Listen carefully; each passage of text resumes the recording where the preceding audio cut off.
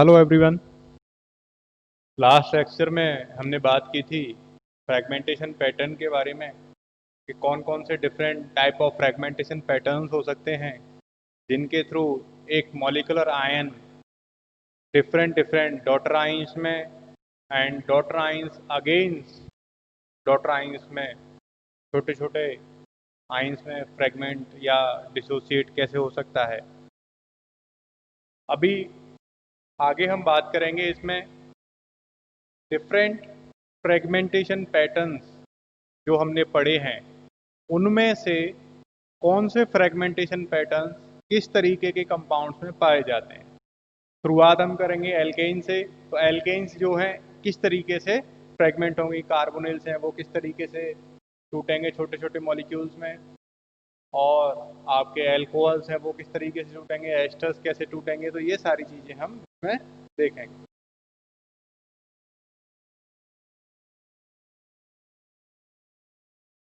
तो सबसे पहले हम शुरुआत करेंगे एल्केन से। तो एल्केन्स जो हैं स्ट्रेट चेन एल्केन्स, जो स्ट्रेट चेन एल्केन्स जो होती हैं these have low intensity molecular ion peak. तो इसमें सबसे पहला जो पॉइंट है, सबसे पहले जो मॉलिक्यूलर आयन पीक बनेगी उसकी इंटेंसिटी क्या होगी, इसमें कम होगी। सेकंड, जो इंटेंस पीक जो बनेगी वो किसकी बनेगी, C2 2 कार्बन के, 3 कार्बन की, 4 कार्बन की या 5 कार्बन की। अब ऐसा क्यों होता है? ऐसा इसलिए होता है कि जो लॉन्ग चेन एल्केन्स जो होंगी तो जैसे ही मॉलिक्यूलर आयन पीक बनेगी उसमें हमने उसके ऊपर इलेक्ट्रॉन बॉम्बार्डमेंट किया, जो भी हमने बॉम्बार्डमेंट पैटर्न यूज करना है उसको यूज किया। उसको यूज करने के बाद जो भी मॉलिक्यूलर आयन बना, और मॉलिक्यूलर आयन की स्टेबिलिटी इतनी कम होगी कि वो थोड़ी सी देर ही, जस्ट फ्रैक्शन ऑफ सेकंड्स के अंदर वो क्या होगा, वो डॉटर आइंस के अंदर टूट जाएगा। तो इस वजह से जो आइडेंटिफाई हो सकता है या जो हमारी जो पीक होगी मॉलिक्यूलर आयन पीक, उसकी इंटेंसिटी क्या होगी, कम, क्योंकि हमारे कम नंबर ऑफ मॉलिक्यूल्स को डिटेक्ट कर पा रहे हैं। जो मोर इंटेंस पीक होगी वो किसकी होगी, C2 से C5 की। नेक्स्ट, जो हम पीक्स जो हमें मिलेंगी वो पीक्स हमें मिलेंगी 14 मास यूनिट्स के डिफरेंस पर। तो जो 14 मास यूनिट का डिफरेंस है वो डिफरेंस किस वजह से आएगा, CH2 के डिफरेंस की वजह से। जो हमें एक पीक मिली उसमें से CH2 निकल गया,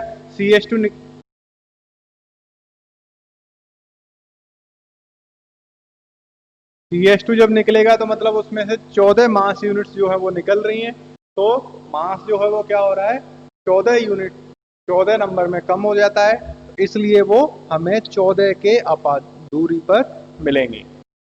straight chain alkanes rarely eliminate methyl group. जो मिथाइल स्ट्रेट चेन एल्केन्स है वो मिथाइल ग्रुप जो है रेयरली एलिमिनेट करती हैं। तो हमें M-15 पीक है वो जनरली हमें नहीं मिलती। उसके अलावा अब एक जो CH2 मॉलिक्यूल है ये भी निकल सकता है। अब एक CH2 मॉलिक्यूल निकलने के अलावा 2 CH2 मॉलिक्यूल भी एक साथ निकल सकते हैं। तो हमें कुछ ऐसी पीक्स भी मिलेंगी कि जो 28 के डिफरेंस में हो। अब और क्या हो सकता है, अब आपके क्या हो सकता है, कोई भी एल्केन है तो उसमें लास्ट में क्या आ जाएगा, एक जो टर्मिनल जो कार्बन होगा वो CH3 के रूप में होगा। तो अब क्या हो, एक साथ CH2 CH3 अगर निकल जाए तो CH2 CH3 जब निकलेगा तो जो हमें पीक मिलेगी वो किस में मिलेगी, 14n+1 के उस पर।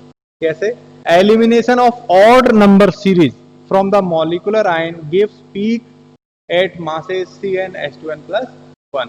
अब कैसे, अब जैसे हम बात करें यहाँ से CH3 ये टर्मिनल वाला जो कार्बन है, यहाँ से ये 2 CH2 तो यहाँ से मतलब ये इसमें 10 CH2 यहाँ है तो इसमें से 2 CH2 ले जाए और एक CH3, तो एक पूरा जो मॉलिक्यूल है ये CH2 CH2 CH3 अगर इसमें से फ्रेगमेंट होगा तो रिलेटेड जो हमें मिलेगा वो कैसा मिल जाएगा, 14n+1 के डिफरेंस पर। और जो हमें जो पीक मिलेगी वो क्या मिलेगी, CnH2n+1।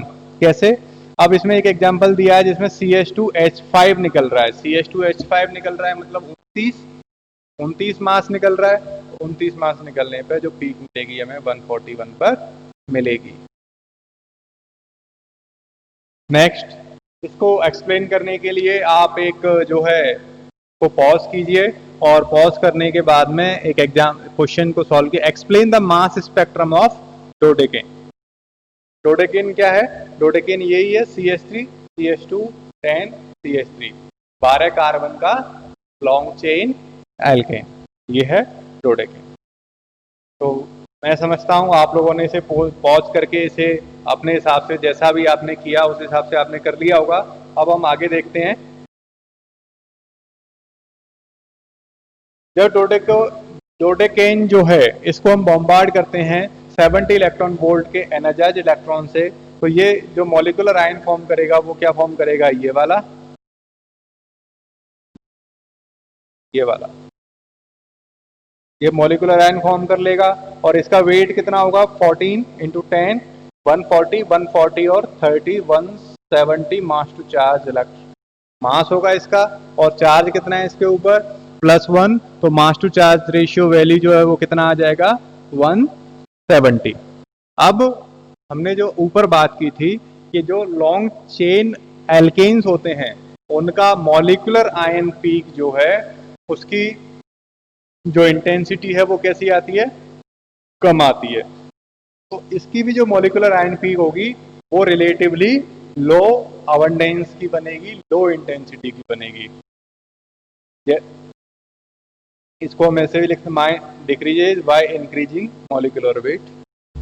Since dodecan is a straight chain alkane, so it less prefers to eliminate CH3 group, so M-15 not observed in the mass spectrum of dodecan। तो ये 15 जो है एक CH3 को लूज करना ये प्रेफर नहीं करती, बजाय उसके ये बड़े जो मॉलिक्यूल्स हैं CH2 CH3 CH2 CH2 CH3 या हम बात करें C2H5 C3H7, इस तरीके से ये एलिमिनेशन इसमें होता है। आगे हम इसमें देखें तो जो फ्रेगमेंटेशन है वो आपका CH3 ना होके सबसे पहला जो एलिमिनेशन होगा वो C2H5 से होगा। C2H5 29, तो आपको जो C2H5 के एलिमिनेशन से जो पीक मिलेगी वो कितने मिल जाएगी? 141 पर। फिर उसके बाद 14 के डिफरेंस पर सारी जो पीक्स हैं वो जाती हैं। और जो 57 की जो पीक है 57, इसकी जो इंटेंसिटी है वो सबसे ज़्यादा होती है। तो ये जो है सबसे ज़्यादा बेस पीक कहलाएगी। Out of which peak at 43 and 57 are more intense, and 57 is due to butyl ion refers as base peak। The mass spectrum, जो मास स्पेक्ट्रम है वो आपका ये आ गया। अब आपको ये जो क्वेश्चन है इससे आपने कोई भी कंपाउंड है उसमें आपको दे रखा है कि उसके मास स्पेक्ट्रम को एक्सप्लेन कीजिए, तो आपको इस तरीके से वो एक्सप्लेन करना है। इसमें एक चीज़ और आप और ऐड कर सकते हैं, जिसमें आप क्या ऐड करेंगे? इसके डिफरेंट डिफरेंट फ्रेगमेंटेशन करके भी आप इसको बता सकते हो कि जो ये जो इसमें से जैसे 170 है मॉलिक्यूलर आयन का फॉर्मेशन आपने बता दिया, उसके बाद में एक C2H5 का एलिमिनेशन बता दिया। इस तरीके से आप इसको बता सकते हैं। बेस पीक है 57 पर, ये किस तरीके से बनेगी ये आप बता सकते हैं। अब जैसे नेक्स्ट एग्जांपल जो है, give the mass spectrum of 3 methyl hexane. तो ये आपका मॉलिक्यूलर आयन बन जाएगा। इस तरीके से जो सिंपल जो एल्केन्स हैं, सैचुरेटेड एल्केन्स, इनका मास स्पेक्ट्रम जो है या फ्रेगमेंटेशन पैटर्न जो आप एक्सप्लेन कर सकते। तो इसमें आपने दो चीज़ें देखी कि 14 के डिफरेंस पर बनेगा। CH3 जनरली लॉन्ग चेन में पहले एलिमिनेशन प्रेफर नहीं होता, और मॉलिक्यूलर आयन पीक है वो इंटेंस पीक नहीं होती। और इंटेंस पीक आपकी कौन सी होगी? 57 पर, जो आइसोब्यूटाइल आयन की वजह से जनरली बनती है।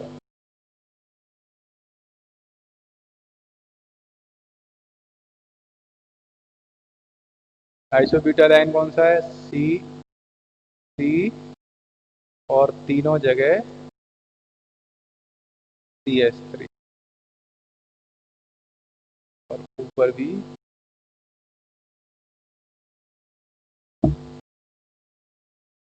ये 3 डिग्री कार्बोकेटाइन है, इस वजह से मोर स्टेबल होता है।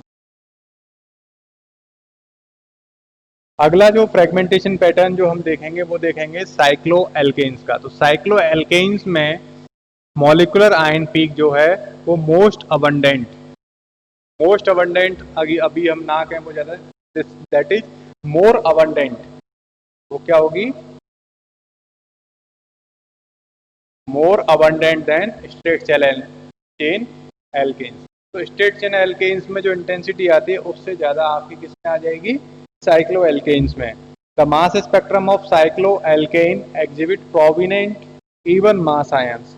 इसमें जो जो चेन मतलब जो भी आपकी पीक्स आएंगी वो किस पर आएंगी, इवन मास आयंस पर। क्यों, क्योंकि इसमें कोई भी CH3 नहीं होता है, सारे क्या होंगे आपके CH2। तो अगर रिमूव होगा तो क्या होगा, CH2 के मल्टीपल में, 14 के मल्टीपल में होगा।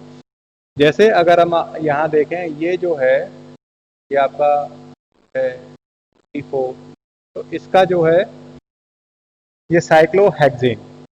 अब साइक्लोहेक्सेन है, इसका मॉलिक्यूलर आयन फॉर्म हुआ, तो मॉलिक्यूलर आयन आपका ये फॉर्म हो गया, और इसमें से क्या निकल जाएगा,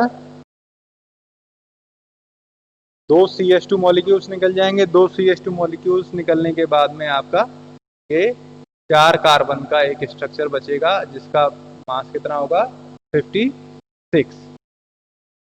ये CH2 डबल बॉन्ड CH2 निकल जाएगा। इस तरीके से अगर हम इसका फ्रेगमेंटेशन देखें तो 70 इलेक्ट्रॉन वोल्ट।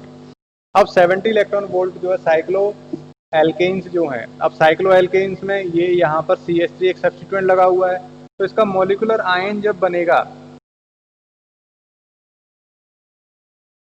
तो इस बॉन्ड को ब्रेक करते हुए बन जाएगा।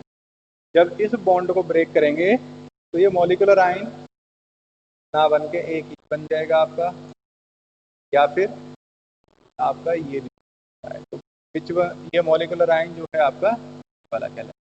इसमें से CH3 मान लीजिए निकल जाएगा, तो आपका ये आयन बन जाएगा 69 पर। के जो पीक्स जो हमें मिलेंगी, ये 84 पर मिल जाएगी, 69 पर मिल जाएगी, 56 पर की पीक एक मिल सकती है कि यहाँ से ये जो है ये निकल जाए, और ये हमें 6 पे भी मिलेगी। ये हमें 57 पर कैसे मिल सकती है, ये